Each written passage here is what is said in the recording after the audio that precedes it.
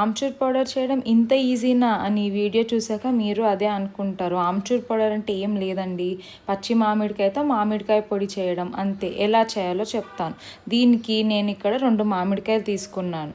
దీనికి మనం కొంచెం ఎక్కువ పుల్లగా ఉన్న మ్యాంగోస్ తీసుకుంటే ఆమ్చూర్ పౌడర్ అనేది ఇంకా బాగా టేస్టీగా ఉంటుంది. ఇప్పుడు దీన్ని మంచిగా తుడుచుకొని తడి మొత్తం పోయాక పైన ఉన్న పొట్టుని తీసేయాలి. తీసాక ఎంత సన్నగా వీలైతే అంత సన్నగా కట్ చేయండి. దీనికి బదులు మీరు ఆలు స్లైసర్తో కట్ చేస్తే ఇంకా సన్నగా వస్తాయి. ఇలా ఆలు స్లైసర్తో చేయడం వల్ల మనకి పీసెస్ అనేవి ఒకటే సైజులో కట్ అయ్యి డ్రై అయ్యేప్పుడు కూడా అన్నీ ఈవెన్గా డ్రై అవుతాయి. ఇప్పుడు చూపిస్తాను మీకు ఎంత సన్నగా వచ్చాయో. ఇప్పుడు వీటిని అన్నీ ఒక ప్లేట్లోకి తీసేసుకొని, ఒకవేళ మీరు ఫ్యాన్ కింద డ్రై చేసే పాటైతే ఇప్పుడే ఉప్పు వేసుకోండి.